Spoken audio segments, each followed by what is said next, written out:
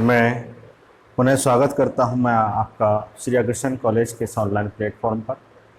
देखिए बच्चों, पिछली लेक्चर सीरीज के अंतर्गत हमने आपको जो है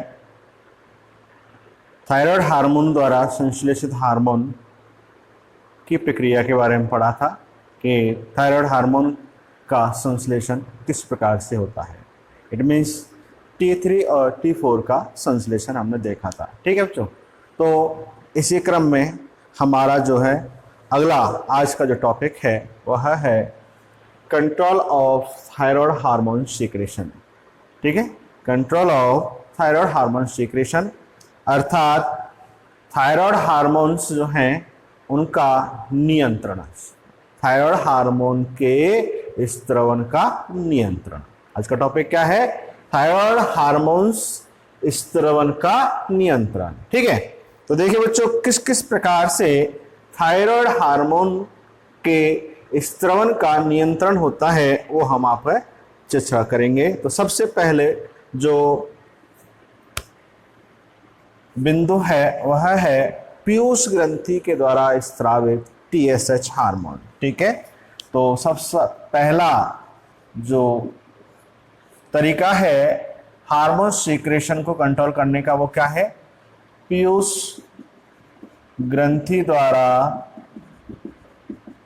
स्रावित TSH। ठीक है, तो देखिए बच्चों, TSH अपन पढ़ चुके हैं। पीयूष ग्रंथि जब हमने पढ़ा था कि TSH जो हार्मोन है वह पीयूष ग्रंथि के एडिनो हाइपोफाइसिस भाग से स्रावित होता है और यह जो है थायराइड ग्रंथि के स्त्रवन का नियंत्रण करता है। यह वहां पर बताया था, जिसका कि पूरा नाम होता है थायराइड या थायरो स्टिमुलेटिंग हार्मोन। ठीक है, थायराइड स्टिमुलेटिंग हार्मोन अर्थात थायराइड क्या उत्तेजक हार्मोन। अर्थात इसका काम वैसे इसके नाम से ही स्पष्ट हो रहा है कि यह थायराइड ग्रंथि को क्या करता है? संश्लेषण व स्त्रवन के लिए उत्तेजित करता है। ठीक है, तो देखिए बच्चों, यहाँ अपन को ये पढ़ना है कि यह थायराइड हार्मोन जो है वह यह TSH हार्मोन जो है वह किस प्रकार से थायराइड ग्रंथि के स्त्रवन को नियंत्रित करता है। तो देखिए बच्चों, ये TSH जो है वह क्या करता है कि थायराइड ग्रंथि के अंतर्गत जो पुटिकाएं होती हैं, ठीक है बच्चों, आपको बताया था इसकी संरचना के अंतर्गत ये क्या होती हैं? फॉलिकल होती हैं और इनको अपन हिंदी में कहते हैं क्या? पुटिकाएं।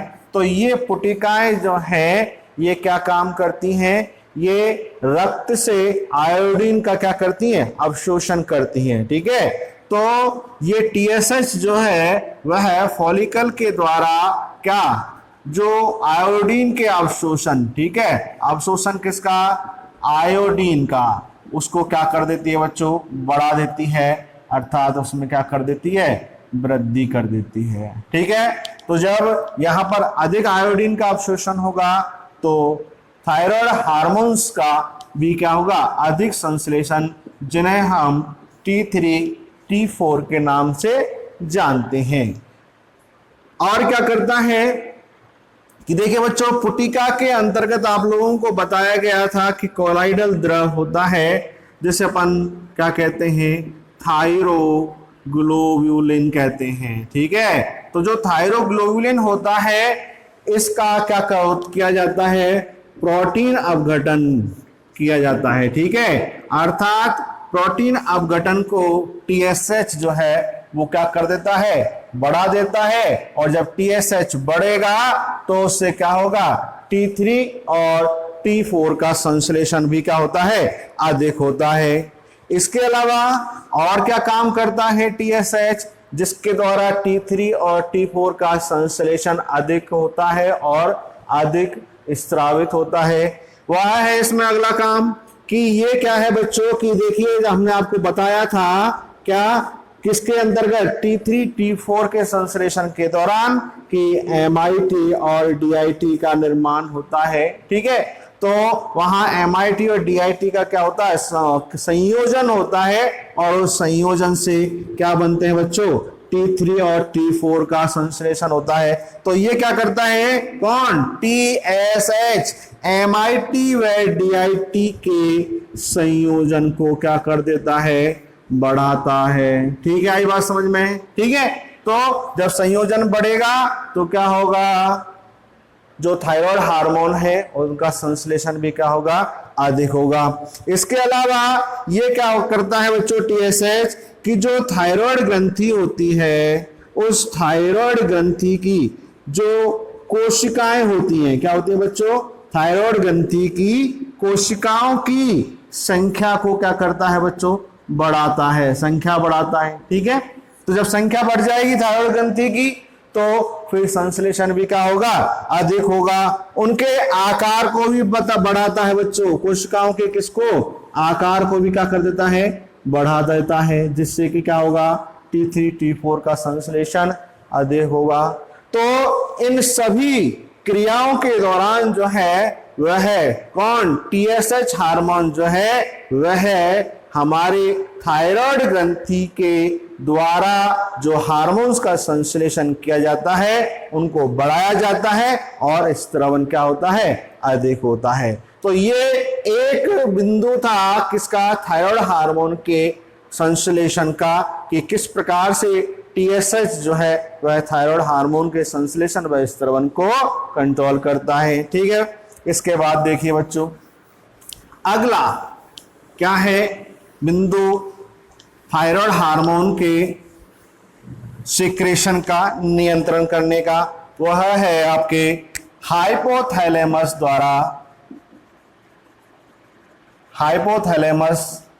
द्वारा स्त्रावित कौन, TRH।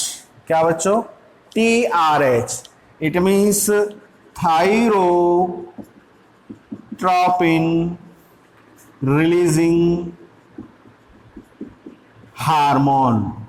ठीक है, थायरोट्रोपिन रिलीजिंग हार्मोन, जिसका शॉर्ट नेम क्या है, TRH है। तो देखिए बच्चों, ये TRH जो है वह किसके द्वारा स्त्रावित होता है, हाइपोथैलेमस। और जैसा कि अपन जानते हैं कि जो पीयूष ग्रंथि होती है उस पर नियंत्रण किसका होता है, हाइपोथैलेमस का होता है। ठीक है, तो हाइपोथैलेमस का नियंत्रण किस पर, पीयूष ग्रंथि पर, और पीयूष ग्रंथि का नियंत्रण किस पर हो गया, थायराइड ग्रंथि पर हो गया। ठीक है, तो अपन ये कह सकते हैं कि पीयूष ग्रंथि जो है वह मास्टर ग्लैंड है, और मास्टर ऑफ मास्टर ग्लैंड कौन हुए बच्चों, हाइपोथैलेमस हो गई। और मास्टर ग्लैंड पीयूष ग्रंथि को क्यों कहा गया है, क्योंकि यह पीयूष ग्रंथि जो है वह अन्य हमारे शरीर के अंतर्गत पाई जाने वाली जो अंतःस्रावी ग्रंथियां होती हैं उनका क्या करती हैं, नियंत्रण करती हैं। ठीक है, तो देखिए बच्चों, TRH, ठीक है, तो ये TRH क्या करेगा, TSH हार्मोन के स्रवन का नियंत्रण करेगा। ठीक है, और जब TRH TSH के स्रवन का नियंत्रण करेगा तो आप समझ सकते हैं कि ऑटोमेटिकली किसका नियंत्रण हो जाएगा, TH का नियंत्रण। क्योंकि अभी आपको बताया था क्या कि TSH जो है वह क्या करता है, TH it means thyroid hormones का नियंत्रण करता है। ठीक है, तो इस प्रकार से TRH जो है वो किसका, TSH का स्रवन को नियंत्रण करता है, और TSH किसका करेगा, TH it means thyroid hormone के स्रवन का नियंत्रण करेगा। तो ये हो गया आपका कौन सा, दूसरा बिंदु, कौन सा, हाइपोथैलेमस द्वारा स्रावित TRH हार्मोन। इसके बाद अगला बिंदु बच्चे, अगला तीसरा बिंदु है बच्चों क्या, फीडबैक। ठीक है, तो फीडबैक क्या है, किस प्रकार से इसको कंट्रोल करता है।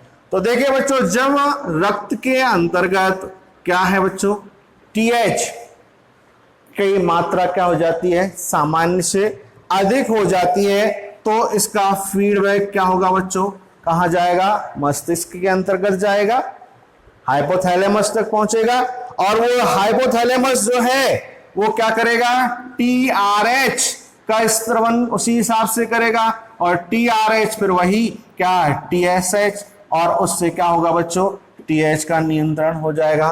तो इट मींस फीडबैक जो है किसका, थायराइड हार्मोन के किसका फीडबैक, किसका, थायराइड हार्मोन का उसकी क्या रक्त के अंतर्गत मात्रा का नियंत्रण भी करता है। अर्थात यूं कह सकते हैं कि टीएच का फीडबैक जो है वह भी ऑटोमेटिकली टीएच हार्मोन के स्त्रवन का नियंत्रण करता है। तो ये तो मैंने आपको बताया क्या कि अगर अधिकता हो जाती है तो क्या होगा, उसका संदेश जाएगा, टीआरएच होगा स्रावित, और टीआरएच फिर क्या करेगा, टीएसएच का। इसी प्रकार से कम हो जाए तो वही टीआरएच उसका क्या कर देगा, संदमन कर देगा, और ऑटोमेटिकली टीएच का मात्रा जो है वो क्या हो जाएगी, कम हो जाएगी। तो ये हो गया आपका क्या, कौन सा बिंदु, तीसरा बिंदु हो गया, जिसके द्वारा हम जो है क्या कर रहे हैं, इसका नियंत्रण देख रहे हैं। अब देखिए अगला बिंदु है बच्चों इसमें कि कुछ अन्य क्रियाएं भी होती हैं जिनके द्वारा टीएच के स्रवण का नियंत्रण होता है। जैसे कि देखिए बच्चों, ठंड का प्रभाव, टीएच पर, ठंड का, टीएच पर या टीएच के स्रवण पर, टीएच के स्रवण पर ठंड का प्रभाव।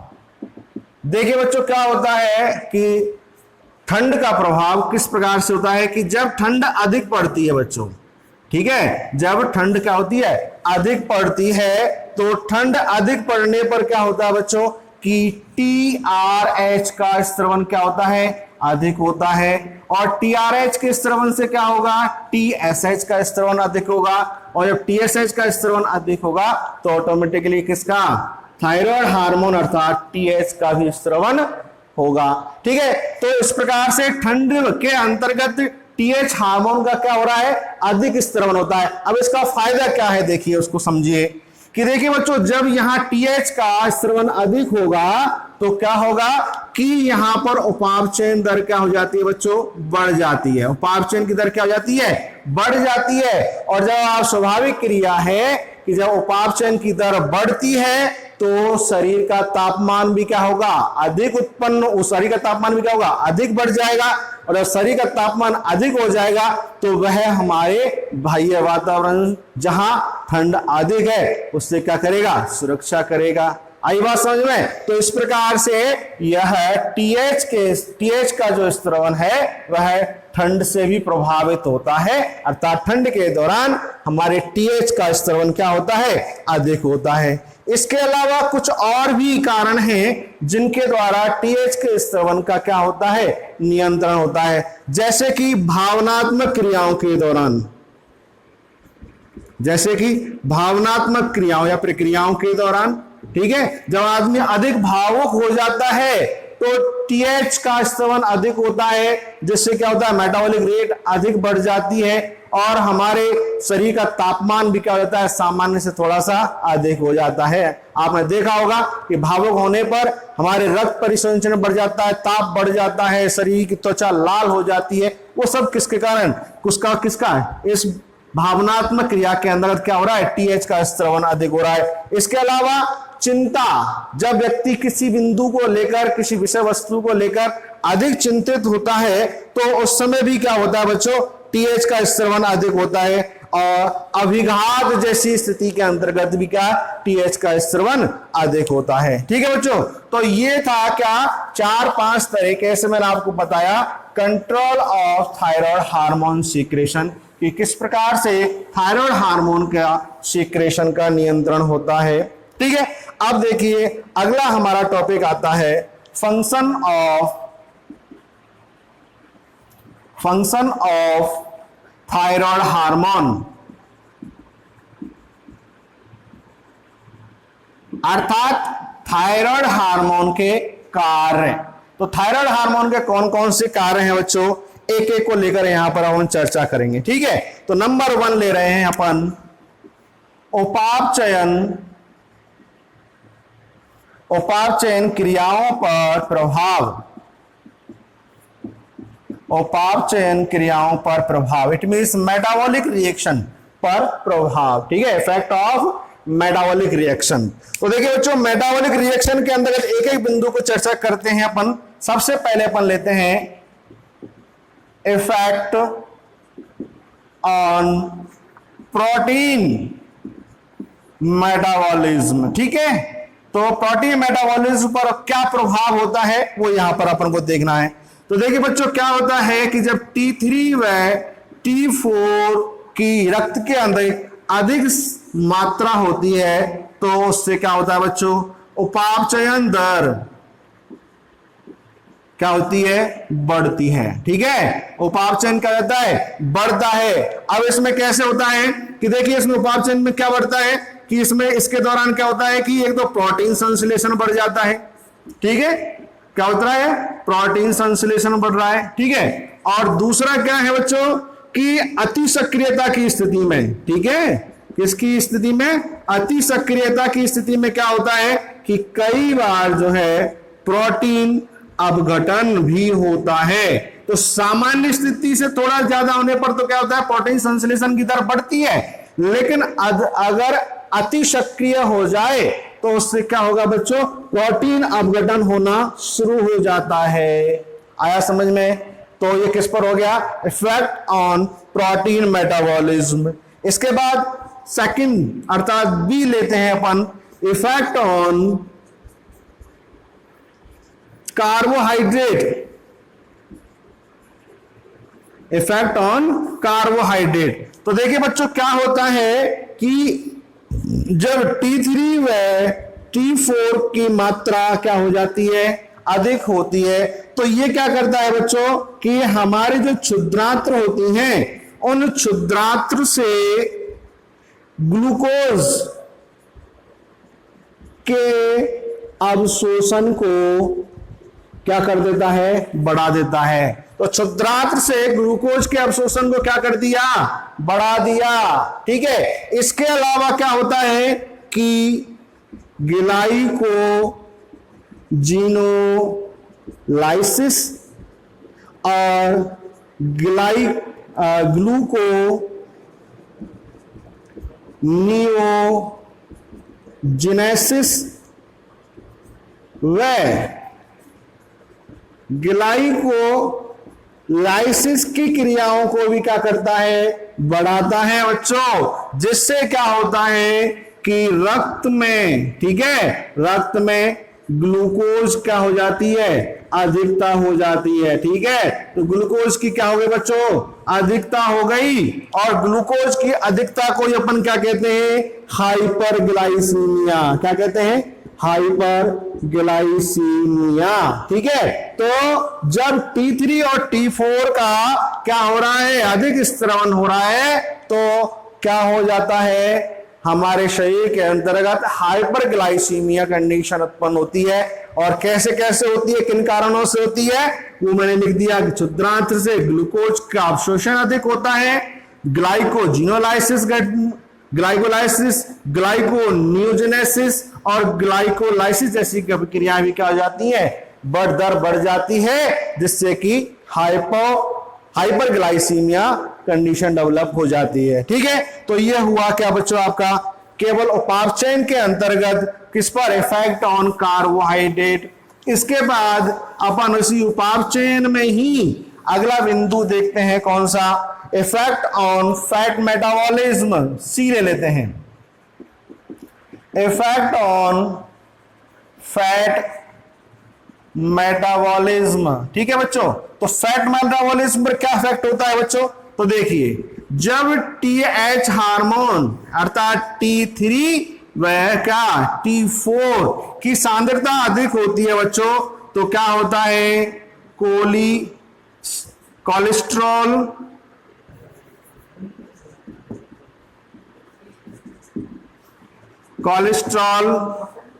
ठीक है, फास्फोलिपिड व ट्राइग्लिसरॉल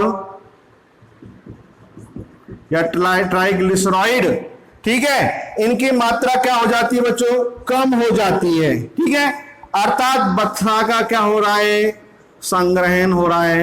अर्थात क्या हो रहा है, वसा का संग्रहण बढ़ रहा है। ठीक है, कब, जब TH अधिक है। और अगर जब TH कम हो जाता है तो TH कम होने पर क्या होता है बच्चों कि जो प्लाज्मा है, सॉरी, जो प्लाज्मा कोलेस्ट्रॉल है, जो प्लाज्मा कोलेस्ट्रॉल है प्लाज्मा कोलेस्ट्रॉल व लिपिड जो है बच्चों, वो उसके अंतर्गत उसकी मात्रा क्या हो जाती है, बढ़ जाती है। ठीक है, और इस कंडीशन को हम कहते हैं क्या, एथीरोस्क्लेरोसिस, अर्थात एथीरोस्क्लेरोसिस कंडीशन डेवलप होती है कब, जब टीएच का लेवल क्या होता है, कम होता है। तो ये क्या हो गया, इफेक्ट ऑफ फैट मेटाबॉलिज्म। एक और है उपापचयन की क्रियाओं के अंतर्गत लास्ट, वह है इफेक्ट ऑन विटामिन। तो इफेक्ट ऑन किस पर, विटामिन, विटामिन पर या विटामिन उपापचयन पर क्या प्रभाव पड़ता है। तो देखिए बच्चों कि जब क्या होता है कि जब क्या कहते हैं, टीएच का स्त्रवण क्या करता है, जो हमारी विटामिन होती हैं उन विटामिन के उपापचयन का क्या करता है, नियमन करता है। लेकिन अगर अति सक्रियता हो जाए, क्या हो जाए बच्चों, अति सक्रियता हो जाए, तो अति सक्रियता पर क्या होता है, विटामिन की कमी हो जाती है। ठीक है, अति सक्रियता पे क्या हो जाएगा, विटामिन की कमी हो जाएगी और अल्पक्रियता उत्पन्न हो जाए, तो उससे क्या होता है बच्चों कि रक्त के अंतर्गत कैरोटीन बढ़ जाता है। ठीक है, कैरोटीन बढ़ जाता है और कैरोटीन बढ़ने की स्थिति को अपन क्या कहते हैं, कैरोटीमिया, कैरोटीमिया। ठीक है, और कैरोटीमिया कंडीशन के अंतर्गत क्या होता है बच्चों कि त्वचा का जो रंग है वह कैसा हो जाता है, पीला हो जाता है। तो ये इसका क्या होता है, साइड इफेक्ट होता है। तो इस प्रकार से केवल आज हमने जो देखा है वो देखा है फंक्शन ऑफ थायराइड हार्मोन में एक उपापचयन क्रियाओं पर प्रभाव, जिसमें हमने 4 बिंदु पढ़े हैं। ठीक है बच्चों, आज की इस क्लास में इतना ही। नेक्स्ट वीडियो में इसी को आगे कंटिन्यू करेंगे। तब तक के लिए good bye and thank you.